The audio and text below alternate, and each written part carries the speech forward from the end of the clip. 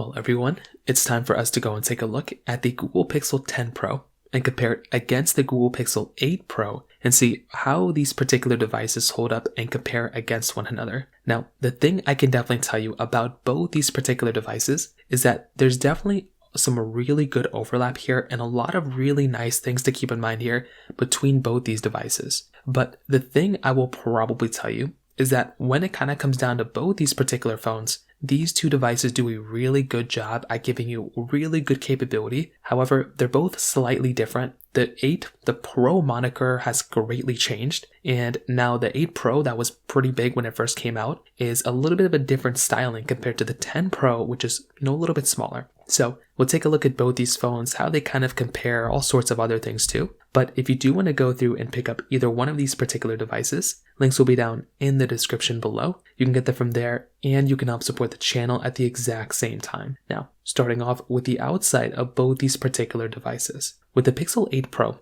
this phone originally came out back in 2023. So this phone is already approaching about a year old as of this point, and it is actually a really nice thing, for this type of phone because it's been aging pretty gracefully. Number one, it is giving you basically a 6.7-inch LTPO OLED display. And these types of panels that, Google put inside of this type of phone still look and perform very, very basically good. They're still very good, very capable types of phones at that standpoint as well. And I do feel like if you are about to go through and pick up a phone, these things do give you a pretty good type of experience. So that right there, I think is a really big takeaway. And if you're going to go through and pick up a phone, this is still a very good phone in a lot of ways to go ahead and pick up. Maybe it isn't perfect, but I think Google did a really good job here. With something like the Google Pixel 10 Pro, this one is going to be giving you a 6.3-inch LTPO OLED display. So this panel here is going to be ever so slightly different. And I do think that right there is also another big thing to keep in mind here. Because if you're trying to go through and pick up the phone that's going to be giving you an overall better experience, a phone like a Google Pixel 10 Pro is going to be giving you a smaller size display. However, it is going to be able to go through and give you a way brighter panel. 3,300 nits of peak brightness inside of a phone like that is actually very, very impressive. If you're going to go through and pick up a device, it is a really nice type of layout here to get inside of a device like that. So personally for me,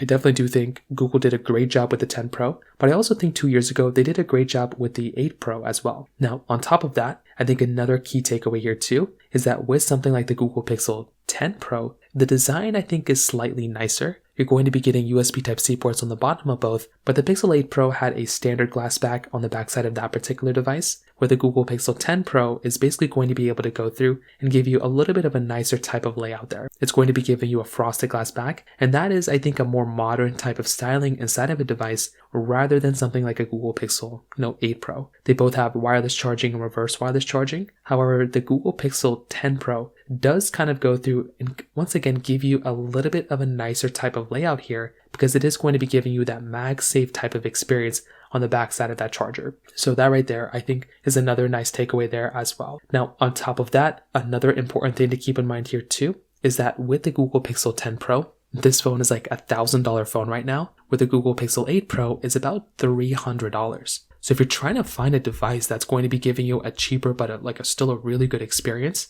the Google Pixel 10 Pro, it's going to be more expensive, but it is going to be a nicer phone. With the Pixel 8 Pro is going to be significantly cheaper, but it's going to be lacking in some areas compared to the Pixel 10 Pro. So kind of keep that in mind. But from that particular side, that kind of covers it up there. Now, on top of that, another really important thing to keep in mind here too is that with the Google Pixel 8 Pro and the 10 Pro, they're both going to be giving you, these camera setups on the backside. So they're both very high in megapixel count. In fact, they're the exact same megapixel count between both, but there is a slight difference here when it comes down to the capability between both. The Pixel 8 Pro is going to be giving you 4K at 60 on the back and on the front, whereas the the 10 Pro is going to be giving you 8K capability on the back and 4K at 60 on the front. So if you are wanting to go and grab a device that is going to be giving you a little bit of a better experience here, definitely something like a Google Pixel 10 Pro does have a higher likelihood of kind of giving you a little bit of a better experience. So I think that right there is going to be a nice thing to keep in mind there as well. Again, it isn't like the biggest deal in the world, but I will tell you the Google Pixel 10 Pro, it is going to be giving you a significantly better type of experience from that particular side. And I think if you are going to go through and pick up a phone, it is a kind of like a nice thing to basically have there and kind of keep in mind there within a device.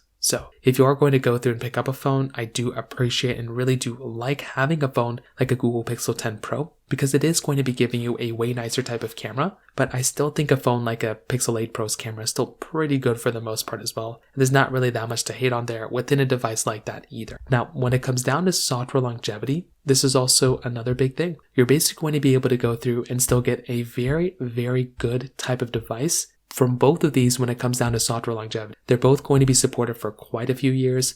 There's not really too many issues to keep in mind here for the most part from that side either. And I will tell you, if you are about to go through and pick up a phone, it is a really nice type of thing of being able to go through and pick up a phone like these that are going to be giving you a really good type of layout. So I personally do love being able to go through and buy these types of phones that are going to be giving us long-lasting software support, and both these phones are going to be giving us that there when it comes down to it. They're both also going to be giving us very high, very big batteries, but with the Pixel 8 Pro, it is a bigger phone. It's going to be giving you like 200 milliamp hours more, but at that point too, it's not going to be like the biggest deal in the world, and you're still going to be able to go through and get a really good type of, battery life between both of these. So it's not really the biggest deal in the world either. And finally, when it comes down to the performance, this is also another big takeaway. The Google Pixel 8 Pro is giving you the Google Tensor G3 chipset inside with 12 gigabytes of RAM, where the Google Pixel 10 Pro is going to be giving you the Tensor G5 chipset inside with 16 gigabytes of RAM. So this right there is also going to be another very big takeaway. If you are wanting the phone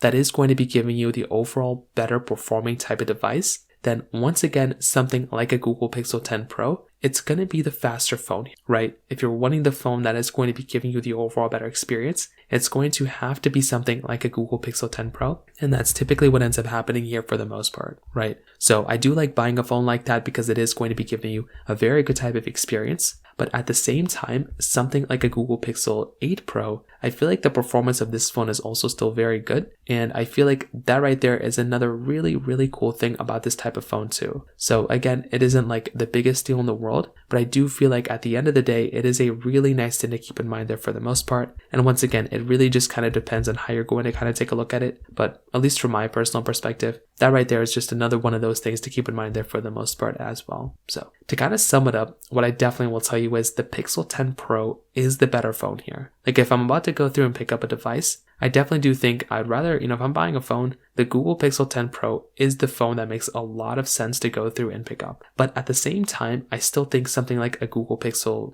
8 Pro, from a price per dollar standpoint, does a really good job at giving you a pretty good type of device without it costing like a crazy amount. Like I feel like the Pixel 8 Pro still is a very good type of phone, and it would still make a lot of sense to go through and pick up in my personal opinion. But, I would say at the same time, something like a Google Pixel 10 Pro, I don't even know if I would even recommend buying that phone at that cost, because I feel like a Galaxy S25, Galaxy S24, like those types of devices might make more sense to go and buy rather than these ones. So from that side too, that kind of covers it up there for the most part as well. If you have any other thoughts or questions, please let me know in the comment section below. Hit the like button, that would mean so much, but definitely hit that subscribe button. More importantly than everything else, I love every single one of you guys. Hopefully I'll catch you guys in the next video. Peace out till then.